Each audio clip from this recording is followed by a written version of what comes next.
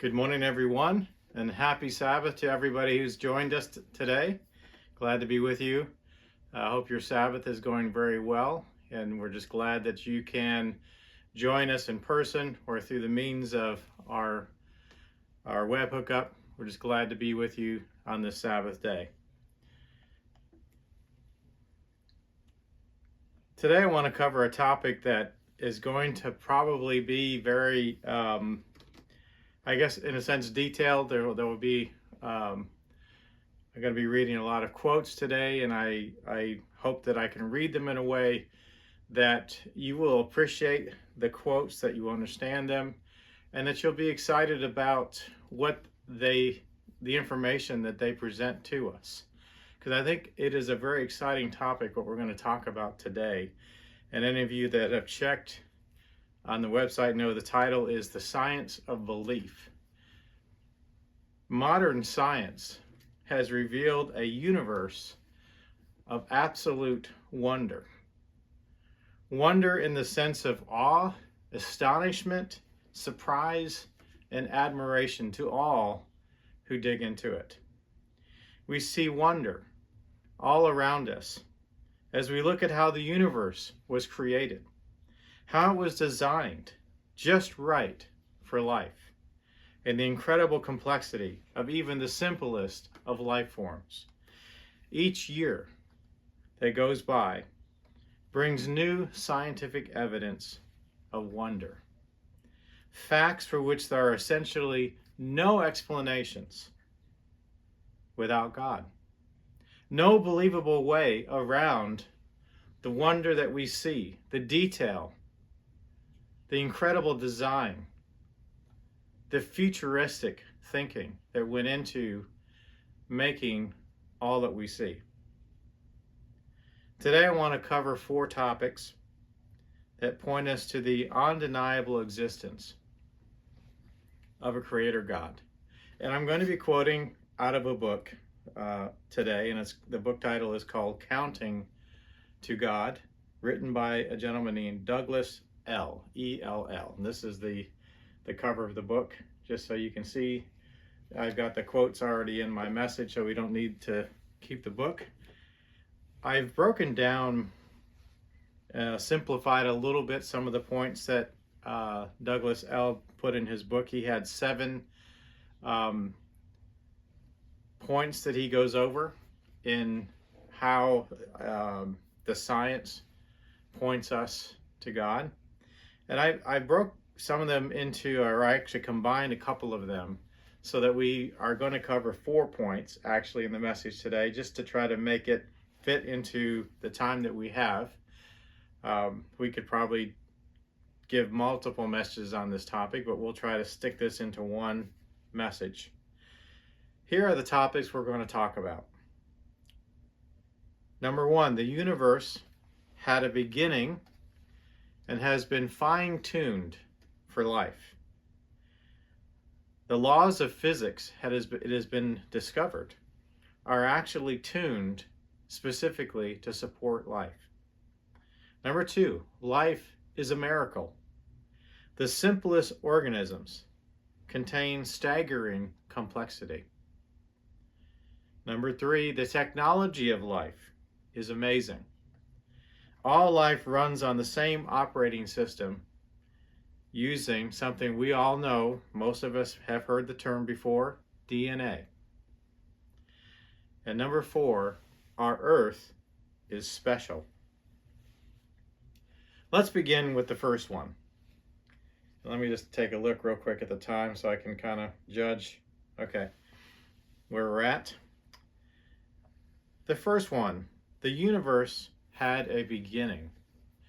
What the scientists many times will refer to as a first cause. Now, this may not seem all that unusual to you and I that believe what we read in the book of Genesis, but from the days of Aristotle in the 300s BC to Sir Isaac Newton in the 1700s, the prevalent understanding of the universe was that it was infinite and eternal, which means they didn't believe that there was ever a starting point to our universe. Following this, in the 1900s, Albert Einstein came up with a way to explain how gravitational fields could have an effect on space and time. Now, this was a major paradigm shift in the way the world was understood. And it actually took quite a while for the scientific world of Einstein's day to accept fully his theories, as they call them, about relativity. It actually was Einstein came out with this theory in 1905, believe it or not, and it was still not totally accepted. They were still doing scientific experiments to prove another theory that went against Einstein's 45 years later. So in 1950, scientists were still conducting experiments that did not accept Einstein's theories of relativity. Well, it came out that Einstein was right. He had the theory of relativity and then another theory they call special relativity. And even Einstein had a problem because several pointed out to him that his theory, when taken in as a whole, pointed to the fact that the universe had to begin, had to start. So it actually documents that he fudged some of the numbers in his theory to make it look like the universe was eternal, because he wasn't quite ready for what his theories pointed to, that there was an actual first cause, because so much, you had what, over 2,000, 3,000 years of time that went by where this was not an accepted idea, that the universe began at a certain point in time. Now, as I mentioned, we already know this. We have this given to us in the book of Genesis. Let's just real quickly turn over. You can go right to the beginning of your Bible, and we're told from the start that the universe had a beginning. Genesis 1 verse 1. In the beginning, God created the heavens and the earth. Very plain, isn't it? In the beginning, God created. But see, the problem is with that word God. No one wants to admit that a being created all that we see around us, and that maybe we might owe something to that being, that we might have to maybe follow that being and the moral code that he presents to us. So many hold on to, and still even to this day, hold on to the theories of Darwin that hold this, that life just evolved by chance, and that time and the process of natural selection have produced all that we see. Their religion of scientism has won the day. That is beginning to change. Let me quote a passage here early in the book Counting to God, where he talks about this idea of Darwin versus even the mention of intelligent design. Quoting from his book, quote, "Other than a few religious institutions, it is generally impossible for a person who publicly challenges Darwin's theories to become a tenured professor. The popular press, who you might hope, if they truly understood the subject, would embrace freedom of choice and wonder, has instead viciously mocked proponents of design in the universe. A federal court actually ruled in a case, Kitzmiller versus Dover Area School District in 2005, that it violates the Constitution of the United States when a local school board informs high school students that intelligent design is an alternative to Darwin's theory of evolution by natural selection."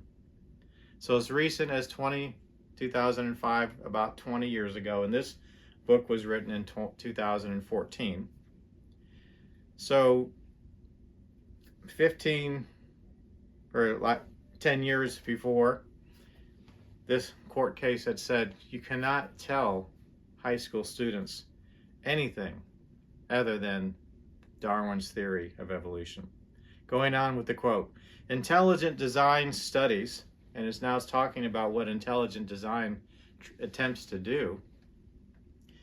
Intelligent design studies biological systems for signs of intelligence. It does this largely by measuring the probability that biological systems could have ever been formed by accident. And that's part of the reason I believe that he titled this book Counting to God, because he goes through multiple times over and over and over, showing the probability, and it's very, very low, that all of the things that we have around us, the universe, the planet, the plants, the animals, us, happened by chance. It's a very, very low number. But scientism, as he calls this modern belief that is propagated by the scientists of today, mocks the idea of intelligent design, yet at the same time that it mocks the idea of intelligent design, supports the efforts of SETI, S-E-T-I, where they are looking for other life in the universe. How? By looking for patterns that would signify intelligence. So they're okay with looking for that intelligent design as long as it's coming from aliens in outer space. Archaeology also uses our ability to recognize complexity and see that as design. So when they're doing a dig, I've never had the experience of being on one, but if you have, you know that when you start to dig down and you find maybe a piece of pottery, or maybe you find part of a building, you typically don't assume immediately that that just happened by chance, that the stairs just happened to be here, that stairs just happened to form out of the dirt, or that a piece of pottery just came into being by itself. You look at that and say, oh, we have a theory that some people probably made this building or these stairs or this piece of pottery. We don't assume that it just came into being on its own. Yet that is what scientism teaches, that all of the stuff around us just happened by chance, and it had to have billions of years to occur, and it just happened and came together. There was no design, there was no purpose. We are beings without any purpose on this earth. It wasn't until 1965 that our modern science actually caught up with Genesis 1, verse 1. Two scientists, one named Arno Penzias and the other Robert Wilson, made an accidental discovery of what later came to be known as cosmic microwave background radiation. They weren't looking for it. They were looking for something totally different. And they kept having a problem, they thought, with their instrument because they kept having this interference, and they kept trying to tune it and tune it and tune it. And after so much time went by, they finally realized that they had made a discovery that pointed to the beginning of the universe. This cosmic microwave background radiation was a signal, a relic from the creation of the universe. They had discovered verifiable proof that our universe began in a single moment. They were awarded the Nobel Prize in Physics in the year 1978. As our technologies have advanced, other scientists have also proven that the galaxies we can see through telescopes and space probes are moving away from us at tremendous speeds. This points to a beginning when they were all close together. And I won't go through, there's many more details we could talk about on that, but we won't go through them in this message. But just think of an expanding balloon. If you're putting air into a balloon and it's continuing to expand, but it began very small. It began very close to itself, and then air began to go into it, and it just continues to grow out. That's what they've discovered our universe is doing, and that points them to the fact that there was a beginning. Again, quoting from Counting to God, quote, "Assuming then that the universe had a cause, we are forced to accept that some being or something outside of our universe caused it to come into being.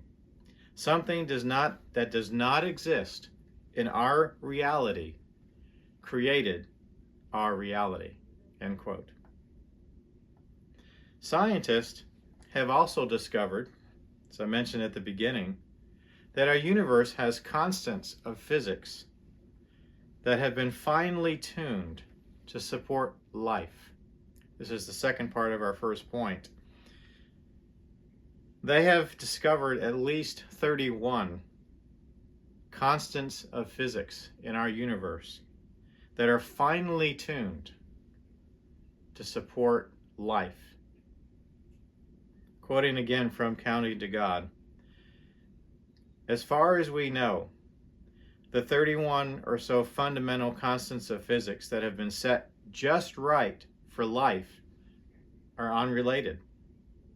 There is no reason to think any one of them can be calculated from any of the others. Yet somehow they are all just about perfectly right. The analogy is given of walking into a control room for the universe and finding that all the dials had been set precisely for life. You would not think it was a lucky accident.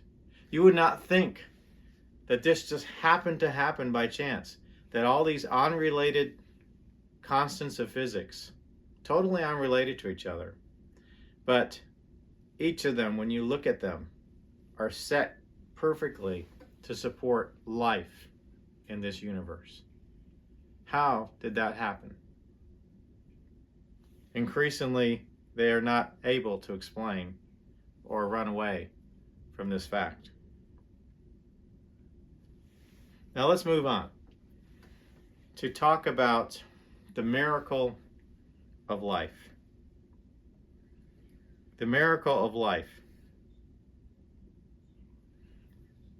And we're just going to keep on building. I think as we go through this message, you're going to see that this evidence just stacks up on top of each other to where you cannot run away from the idea that there is an incredible being, there is an incredible God family, as we know, that created all that we see, and that has incredible levels of intelligence that we cannot even fathom. We cannot even begin to understand it. We're just beginning to unravel some of these mysteries even now in the year of 2025. Let's talk about the miracle of life. Out of 500 different types of amino acids, all of life uses the same 20 different amino acids to build the cells needed for life. So out of 500, there are 20 amino acids that are used to build the cells that we need to live.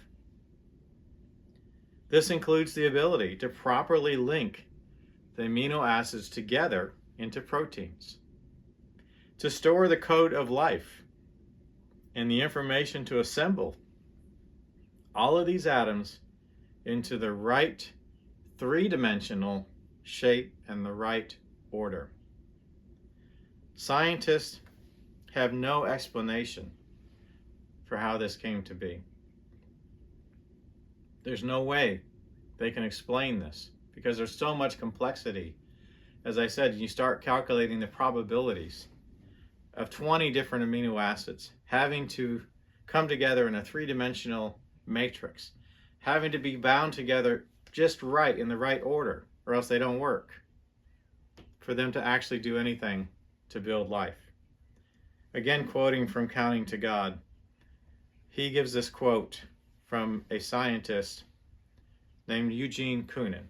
He's a recognized expert in the field of evolutionary and computational biology. Sounds pretty complicated. He wrote this in 2011 as part of a status report on their search for the cause or the reason behind this miracle life. And he says this: despite many interesting results to its credit, when judged by the straightforward criterion of reaching or even approaching the ultimate goal, which is the origin of life field. Let me back up. When judged by the straightforward criterion of reaching or even approaching the ultimate goal, which is the origin of life field, is a failure. We still do not have even a plausible, coherent model, let alone a validated scenario for the emergence of life on Earth. They don't have any clue how life began on this earth. Are you sensing a pattern here? First, they have no clue how the universe began, and now they admit they have no clue how life could have begun. Once again, we have a cheat sheet to the origin of life. It's called the Book of Genesis. Let's go back again to the Bible, Genesis 1, verse 11, and we'll see the origin of life given to us. Genesis 1, verse 11. Then God said, "Let the earth bring forth grass, the herb that yields seed, and the fruit tree that yields fruit according to its kind, whose seed is in itself on the earth." And it was so. And drop down to verse 20. Then God said, "Let the waters abound with an abundance of living creatures, and let birds fly above the earth across the face of the firmament of the heavens." So God created great sea creatures, and every living thing that moves, with which the waters abounded, according to their kind, and every winged bird according to its kind. And God saw that it was good. And God blessed them, saying, "Be fruitful and multiply, fill the waters and the seas, and let birds multiply on the earth." And then dropping down again to verse 24, we'll read, "Then God said, Let the earth bring forth the living creature, according to its kind, cattle and creeping thing, and beasts of the earth, each according to its kind. And it was so. And God made the beasts of the earth according to its kind, cattle according to its kind, and everything that creeps on the earth according to its kind. And God saw that it was good. Then God said, Let us make man in our image, according to our likeness. Let them have dominion over the fish of the sea, over the birds of the air, and over the cattle, over all the earth, and over every creeping thing that creeps on the earth." So here we're given the origin of life on this earth. God created it. God made it happen. And now science is just finally beginning to see the incredible complexity that is in this life that God created, that God made. Let's quote again from Counting to God, where Douglas L. describes the wonderful detail and the complexity God created in this world. As I said, they're just beginning now to see it, to be able to get down to the atomic level, to see how all of this works. He writes this: "Yet when you stop to ponder exactly what life is and how it works, you begin to realize how precious life is. From the perspective of engineering alone, life is an amazing chemical machine. It is a chemical machine that possesses the ability to reproduce, to make copies of itself, to make other machines of the same type. That is astounding. As advanced as our science and technology are, we human beings are not even close to building a different kind of chemical machine that can reproduce without assistance. Sure, we can tweak existing forms of life to enhance crop yields or obtain other benefits. But that is just a relatively slight modification to an existing form of life, an existing chemical machine. We do not have the ability to create from scratch a new design for a chemical machine that can reproduce. We are not even close to having that ability. And that's the ability they see in life. That's the miracle they see as they study the mechanics of life. Let's look at one of these. One of the simplest life forms on the earth is called blue-green algae. Yes, a very simple form of life, isn't it? Something that you might find on the seashore, under a rock, or on top of a rock. Blue-green algae. Let's consider the complexity that God placed in this simplest of life forms. Like I said, it's one of the simplest life forms on this planet. Okay, here's what this can do. It can use photosynthesis, which means to convert the sun, take the sun and be able to do things with it, as well as being able to convert nitrogen into organic compounds, which allows it to enter a sterile environment and start growing. Blue-green algae average about 2,000 genes and a relatively small genome. Now get this, a relatively small genome of 1.6 million letters of DNA. Each of the 2,000 genes contains the code for building a specific protein. The odds of this happening randomly, by accident, are extremely low. Very, very low. As science discovers and documents these miracles of life all around us, it becomes increasingly impossible to believe in evolution. The fact is, and it becomes more and more evident the further we go into this study, into this message, it takes greater faith to believe the Darwinian theories about the origin of life than in a creator God. Now let's go on. Let's talk about some of the technology that they have discovered that God placed into life, into our bodies, into the world around us, the plants, the animals, the elements. Now, before the advances of technology allowed us to see the incredible detail of the human body, scientists just thought the stuff inside our cells was something they called protoplasm, which they described as a jelly-like goo that did all of life's work. Now, with the wonders of the technology and the ability for us to see more clearly into the human body, we know that the human body has 30 trillion cells. Each of our 30 trillion cells is like a complex three-dimensional city. Each of those 30 trillion cells. Think of each one of those as a city the size of New York or London, with libraries, factories, and highways. Let me quote again from the book Counting to God. And Douglas L. quotes from a famous biologist named Michael Denton.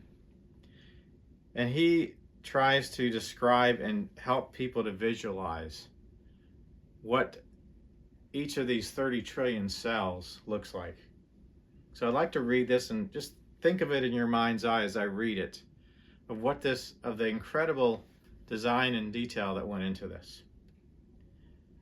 Quoting from this Michael Denton, "To grasp the reality of life as it has been revealed by molecular biology, we must magnify a cell 1,000 million times until it is 20 kilometers in diameter and resembles a giant airship large enough to cover a great city like London or New York. What would we then see would be an object of unparalleled complexity and adaptive design. On the surface of the cell, we would see millions of openings, like the portholes of a vast spaceship, opening and closing to allow a continual stream of materials to flow in and out. If we were to enter one of these openings, we would find ourselves in a world of supreme technology and bewildering complexity. We would see endless, highly organized corridors and conduits branching in every direction away from the perimeter of the cell, some leading to the central memory bank in the nucleus, other to assembly plants and processing units. The nucleus itself would be a vast spherical chamber more than 1 kilometer in diameter, resembling a geodesic dome, inside of which we would see, all neatly stacked together in ordered arrays, the miles of coiled chains of DNA molecules.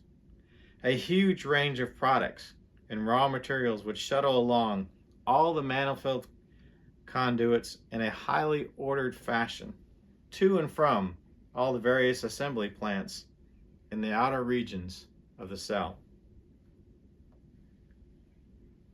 How can we deny a creator when we see this kind of complexity, this kind of design, down to the cell level in our bodies?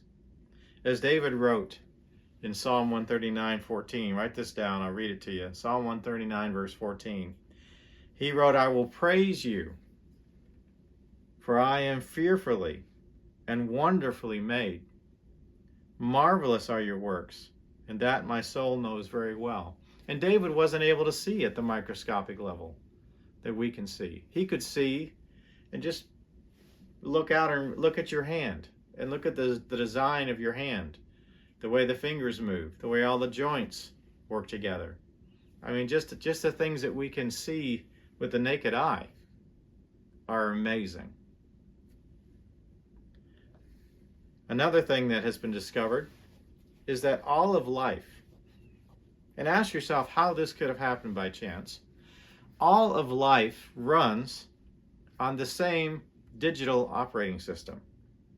It stores its code in long molecules of DNA and has machines that transfer or transcribe DNA information to a slightly simpler molecule called RNA. Most of us have heard about RNA because of the pandemic. We've had a vaccination or attempted vaccination that used this technology. They called it mRNA, messenger RNA. Well, they hijacked the technology that God had created. This operating system of life, we could call it, instead of Mac OS or iOS like we have on our phones, we could call it DNA OS, version 1. And there's only one version of it, and all of life runs on that version. Now, ask yourself, if all this came about by chance, how is it that everything uses the same digital operating system? Wouldn't we have had like maybe millions of those, or at least hundreds of those that developed? No, we have one. And interestingly enough, a piece of DNA from a human cell can be inserted into a bacteria's cell, and the information will be successfully read. And it works the other way too. A bacteria's cell, DNA from a bacteria's cell, can be inserted into a human cell, and it can read that DNA. That's just amazing. That is amazing. That DNA can be put anywhere and be read by the cell. They have discovered incredible technology in DNA. It serves as an incredible storage technology that it far advances beyond anything we have today even. It's incredibly small, as DNA is written with groups of atoms. A single gram, so think of this, a single gram of DNA can hold 700 terabytes of data. 700 terabytes of data. A spoonful of DNA. So think of that, a spoonful, whatever you know, a spoon, can store the complete instructions for every species that has ever existed, with enough room to left over to store every book ever written. That is what I call storage. And I would bet you that Microsoft, Apple, Facebook, all these big companies would love to have storage like that. Let's read a quote about this from Counting to God, about our DNA, about how our DNA works. Your DNA is the code used to build you. And I admit I'm a technology guru. I work in technology. So I guess maybe I'm a little more excited about this topic than some of you might be. But DNA is the code used to build you, me, and everything around us. It takes a lot of DNA to build a human being. About 3.2 billion subunits or letters of DNA.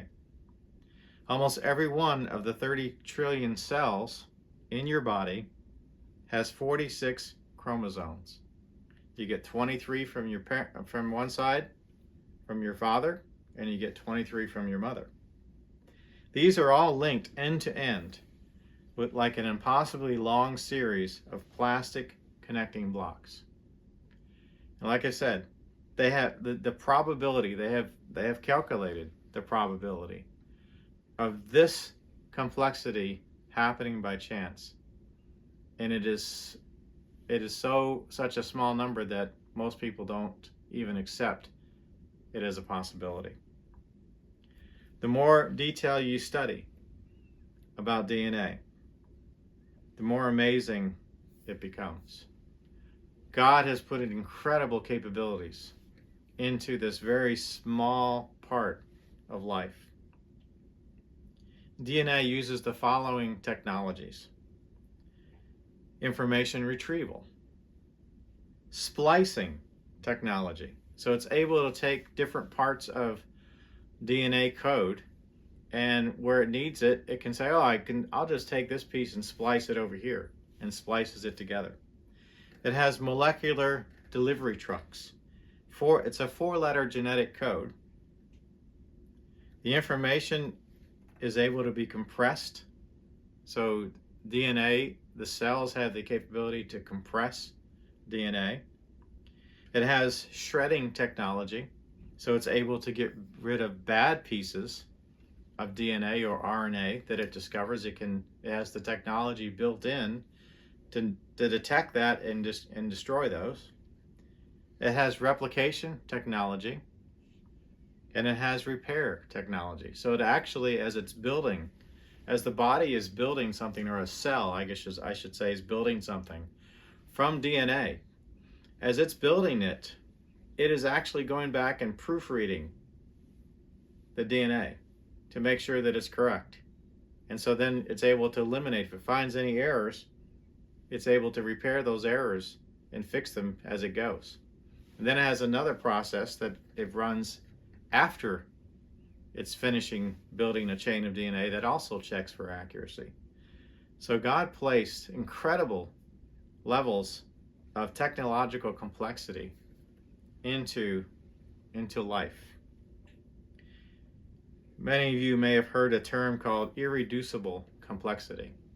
And what that means is that things are put together in such a way that they all had to be there at the same time for this thing to work, whatever it is you're looking at, that you see this complexity, that if you take one part of it away, the whole thing will not work. The whole thing falls apart. And it's a proof against the evolution theory that, slowly organisms developed over time and added this thing and added that thing and then added that thing until finally they could crawl out of the ocean on legs or something. No, they're seeing things that had to be designed and created at the same time together to work. One of those things is down at the bacterial level, and it's something they call bacterial flagellum, and it's basically a molecular propeller that bacteria use to move. So here's a propeller that's built into a piece of bacteria that allows it to move. It's a rotary engine that can go up to 10,000 revolutions per minute, or RPMs. A variety of the parts that make up this engine requires 30 to 40 genes to build. If you take away any one of these genes, the flagellum engine, or the bacterial flagellum, will not work. In 2013, scientists discovered another species of bacteria with an even more complex engine than they discovered on the previous bacteria. This one has a molecular propeller. Now get this, a molecular propeller that consisted of 7 coordinated motors and a hexagonal array separated by gear wheels. Did you get that? A propeller made out of 7 coordinated motors and a hexagonal array separated by gear wheels. Now, how did that just happen over millions or billions of years? Impossible.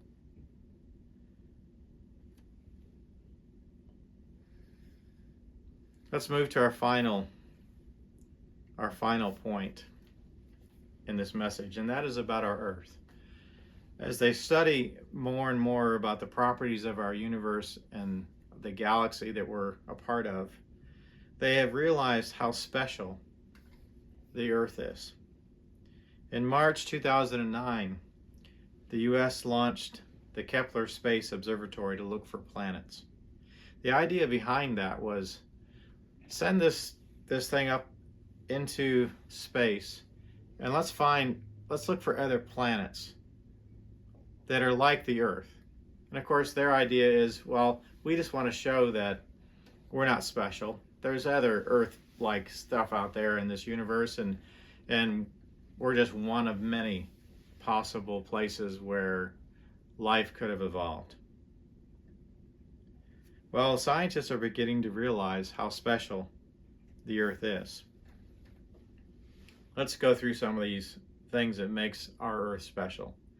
Our sun is part of our galaxy, is in the part of our galaxy best suited for life. They call this the galactic habitable zone. And it's a zone where the sun and the planets that are revolving around it is in a part of the galaxy that does not have as much disruption or supernovas and other things like that happening that could kill all life in that galaxy or in that solar system. The sun is just the right size. It's big, but not too big. And the reason that's a good thing is because the bigger a star is, the faster it burns out. Only about 10% of the stars they have discovered have the right mass for life. 10%. Just think about that. There are billions, maybe trillions of stars in the universe, and only 10% have the right mass for life. Estimates are that our sun has about 5 billion more years. Now, how they know that, I can't tell you. I mean, they estimate that our sun had about a 10 billion year lifespan. How they know that, I don't know. But they estimate we have another 5 billion years of relative stability. So I think we have plenty of time. We don't have to worry about the sun becoming a black hole anytime soon. Also, our solar system is special because the orbits of all the planets are fairly circular, and they're spaced apart to reduce interference.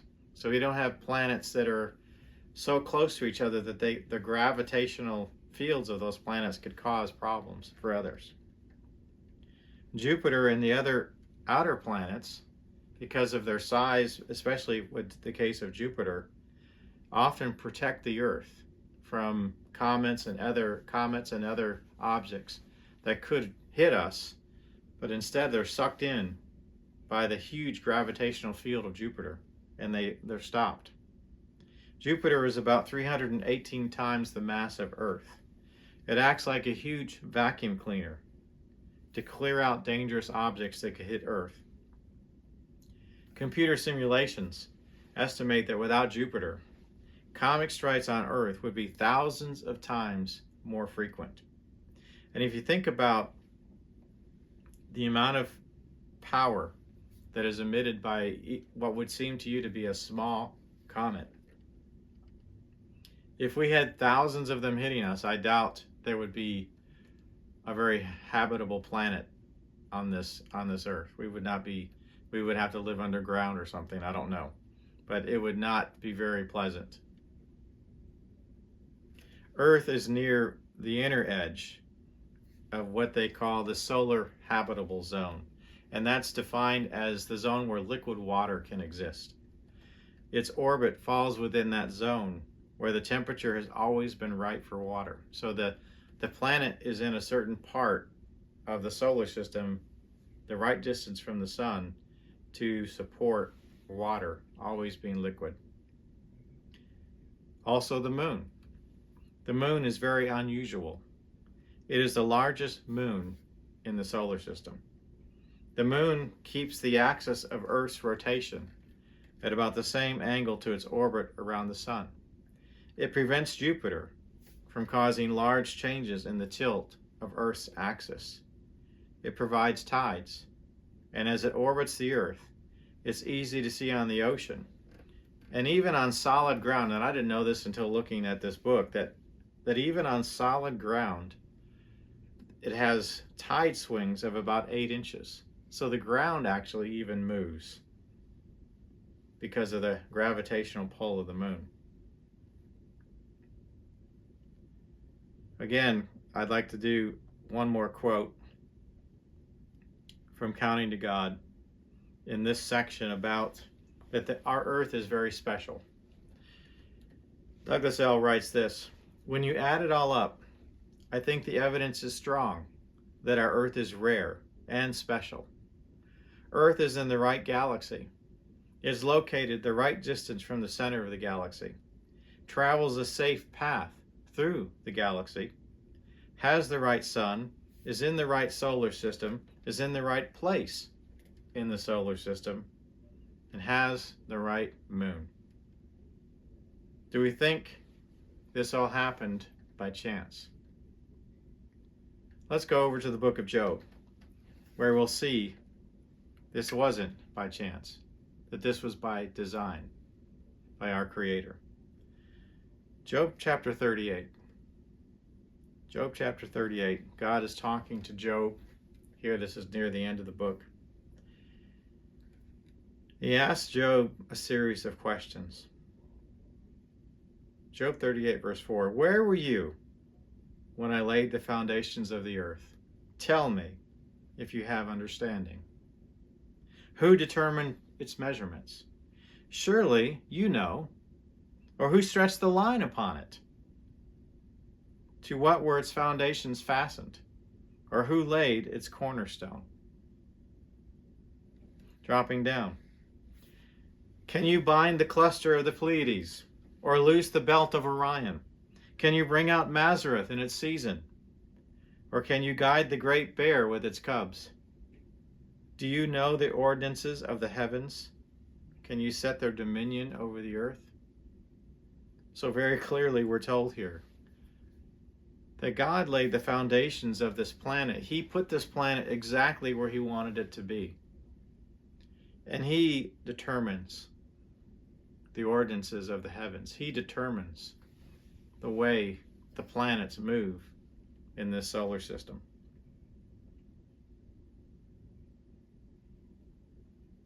He's created the laws, these laws of physics that we discussed earlier, where we have these constants that they can't figure out how these constants came to be, but they know they're there and they support life.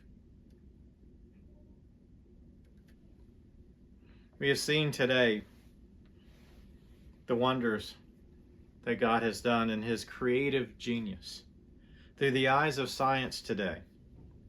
The advances in our ability to see what God has done in creating life, all the way down to the cellular level, down to the design and language of DNA, should make us stand in awe of him. These recent discoveries are just the tip of the iceberg. As in every aspect of the world around us, we see the magnificent intellectual power of God and the incredible design that was put into every aspect of this universe, down to the minutest of details. There's design, there's complexity beyond what we can even think or imagine. God is the first and only cause for this universe that we inhabit and this planet that we enjoy. Let's conclude in Nehemiah chapter 9 and verse 6. Turn over to Nehemiah chapter 9. We'll conclude the message here. Nehemiah 9 verse 6.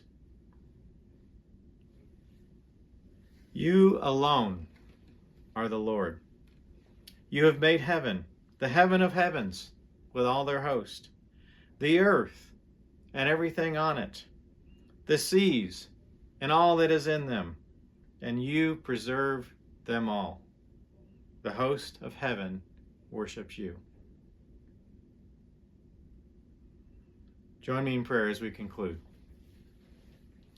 Father in heaven, we come to you just, as I said, we're in awe and wonder at what we see that you created, that you made.